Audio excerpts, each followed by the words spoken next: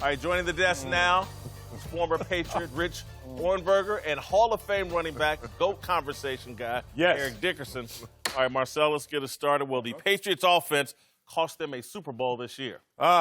Did that sign you held up in '98 almost cost you your job? You left that part out. Come on, Whitlock. That's true. I gotta get on Google for that one. Let's talk about this Patriots offense, and it's unbelievable that you're still in doubt mode. One of this team in totality, if you think about it, winning 3 of the last 5 Super Bowls and now being undefeated this year. The machine, the Patriots, never doubt them. But let's talk about their offense explicitly. Their offense, it's different playing offense than defense upstairs. We all know that when you go out there day one, draw it in the dirt, the defense has an advantage. See color, hit color. You look at this offense right now, what I think is happening is the metaphysical, which is mentally it's hard to get up for every single team when we look at this team and say it's a lowly team and they're an injured team that's not that good. So between the ears offensively, you have to think a little more. Therefore, if I think less of you, it's harder for me to get up. I told you yesterday how difficult it is in professional sports to do the expected. When you're playing against a team and everyone says, mail it in and you can still win this game. To do just that. We give so much credit to the unexpected, to the underdog that does a lot more than we expect. But what about the ones who we know are the dogs in the race and still handle business? I don't think their offense is going to cost them anything this year. They're still undefeated. It's a game plan offense. It's a game plan offense. What do you mean by that? Well, so the idea is week to week they change. They vary based on what the defense presents. So there are going to be some times where, and we've seen this before, we've seen it last season, where they're going to run the air out of the football, 40 carries, split among their entire backfield. They're going to wide receivers involved in the rush game. And then there's certain games where they put it all on number 12's shoulders and say, throw it 60 times today. We're going to need you because their pass coverage can't handle us. And so as this season proceeds, somebody has to look average on basically every single night to run a game plan offense. And sometimes, unfortunately for Tom Brady, he has to wear that jersey. He has to be the average guy. That's how it works. Now, don't get me wrong. It's the most important position on the football field, and rarely can you afford a quarterback to have an off night. And I agree with you. He did look somewhat average last night, but this is a team win for the Patriots, and it's the only thing that's spoken about. It's not about what the offense did this week or what they did last week or what they're going to do down the line or in the Super Bowl. It's what did we do today as a team to win, and that's exactly what we saw against the Giants last night. People expect Tom Brady to go out and throw for 400 yards every night. Every time he plays. 3 touchdowns. That's what they expect. It's sad that, it's not sad. It's great that that's the expectation, but that's not the expectations. It is, but it's not. One thing you just said, when I think about the Patriots, Bill Belichick, what makes Bill Belichick such a great coach is he takes what you give him. If you're going to give us the run, we're going to do the run. If you're going to give us the pass, we're going to do the pass. When I think about players that have played at the Patriots, when they leave the Patriots, the offense, and sometimes even defense, you never hear from him again. It's like, he was so great at the Patriots. What happened to him? It's that system, and that's why you have to give the Patriots credit. Hey, they're 6-0. It might not look like we want it to look, but they're 6-0. So all 3 of you guys are sitting here telling me that offense didn't look, not just Brady, but the offense didn't look poor last night. No reason for concern about the Patriots offense. So let me ask you this. So every night that when Michael Jordan went out, he looked like Michael Jordan every night. Did. No, he didn't. No, he did not. He might look like Michael. Even he didn't play like Michael Jordan. Even with the flu, Eric. Even on off days, rest days. LeBron don't play like LeBron. Tom Brady doesn't play great. No one plays great. You know what the thing is? Against the Giants. Hold up. It don't make a difference. It comes down to the W.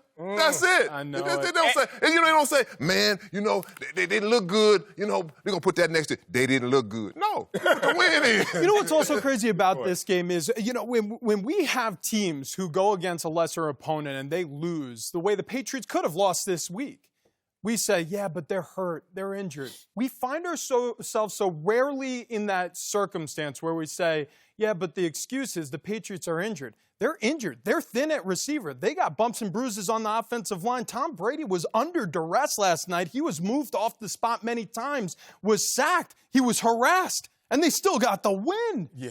You know, that's the thing about this Thanks team. to their defense. Well, it's not thanks to the defense. The defense scored twice. Well, let's go here. Let's go here.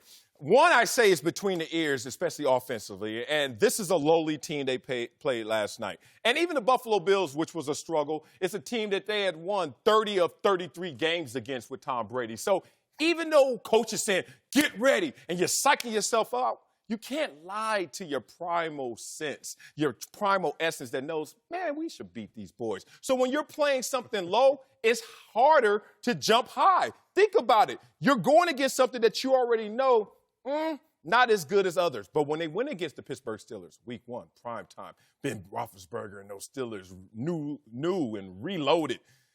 30-3, 20-0 at halftime, mashed them down. This is what this offense could do. The greatest point differential since the 99 Rams. Whew, that's the greatest show on turf. So if you're trying to tell me that this offense is not good enough, they wouldn't be in those kind of categories with some of the greatest offenses we've ever seen. Super Bowl. Let's go to the Super Bowl that the Patriots beat my Rams in. You know what the Patriots did? They did what we should have done.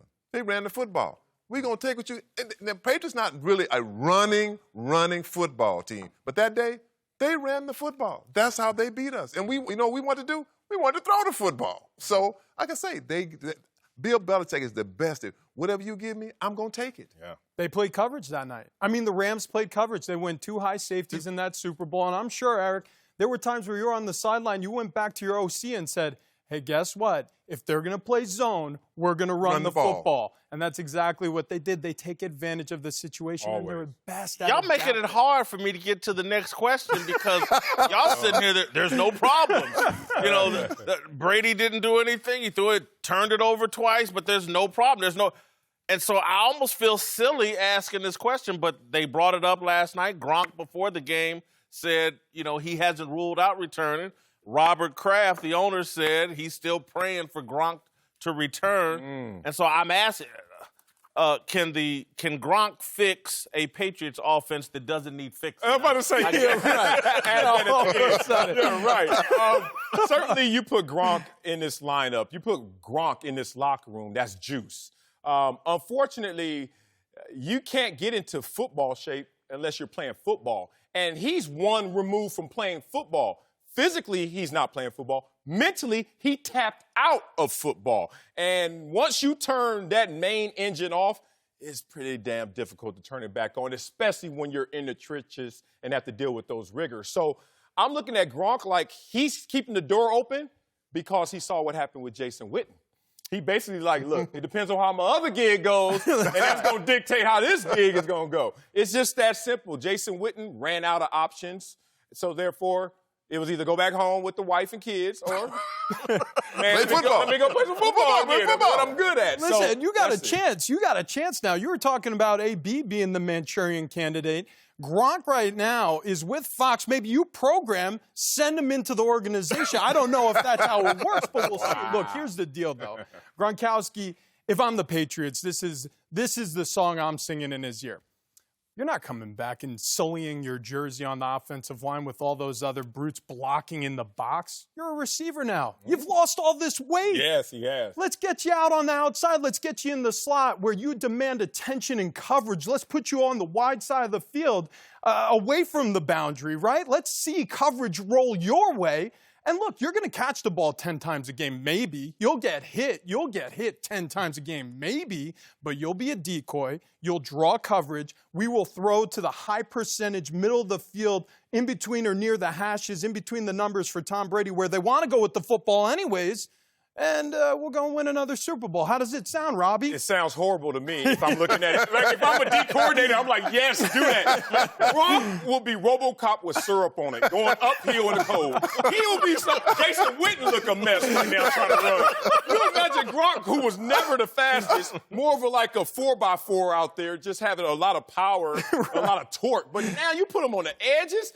I don't know who wants to guard him, but I think it's going to be a long line of guys saying, I'll take it. I got him first. Yeah. I always wondering how Grunt got open. I'm like, he's slow. He's open when he always got open. He did. He's 6'7". He's open as soon as he steps on the field. No, the funny, you was like, they just showed the highlight. He was behind that. He was behind that. They got behind that defensive back. Man, I don't know. No, I know it. And With Gronk help. But you don't think they need any They help? don't. They're 6-0. They don't need no help. And then the weakest division in football. Let me tell you who agrees with me. You? Robert Kraft. If Robert Kraft didn't see a problem, he wouldn't be praying for Gronk to return. Man, he like Gronk.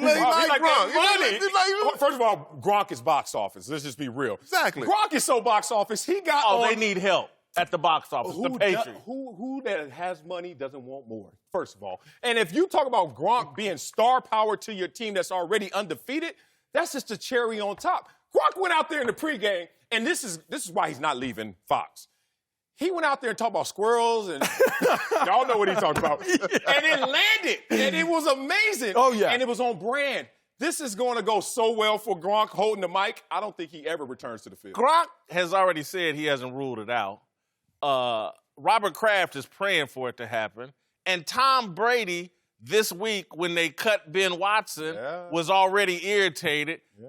Tom Brady and Robert Kraft want Gronk back out on that field, and I bet you Bill Belichick does too, because unlike you three, Belichick, Brady, and Kraft are like, hey, man, this offense ain't good enough. Ninth-ranked offense is not good enough? It's not good enough. Top 10 offense not good enough. Okay. They got to face Pat Mahomes, Deshaun Watson. They're going to have to score some points. The Colts, they go against the defense, don't they? That's right. That defense is real good. And the Colts, I don't know if you watched the game, but they sort of gave us the blueprint how to beat those Chiefs. Yeah, trust me, I mean, moving Mahomes off the spot. Oh, my goodness. But, look, Belichick and them are smart enough, man. They're not falling for this. They're playing a bunch of scrubs. They've beaten up a bunch of scrubs, a bunch of baby seals. Mm-hmm. They know. Robert Kraft knows. We need Gronk, or he wouldn't have said it. He let this man enjoy his retirement. Did you say something about betting? Did you just say that on your opening about betting? Yeah. You're gonna lose again. You're gonna lose again. You set yourself up for a big loss. It's a win. Time to win. And Gronk is box office. I understand an owner's plight to want more stars on your team. Right now, as Colin put it earlier, I mean, Tom Brady's throwing to a bunch of guys with Z's in their last name. I mean, multiple Z's. That's not a good equation here. Get Gronkowski back out there. I mean, for crying out loud. Another guy with a Z. No, he don't. He's got to ski, though. He's got to ski it. Now you got to get him off the slopes. Thanks for watching. Subscribe here to get the latest from the show. And be sure to check out more of the best clips from Speak For Yourself, or go watch a few segments from our other shows on FS1.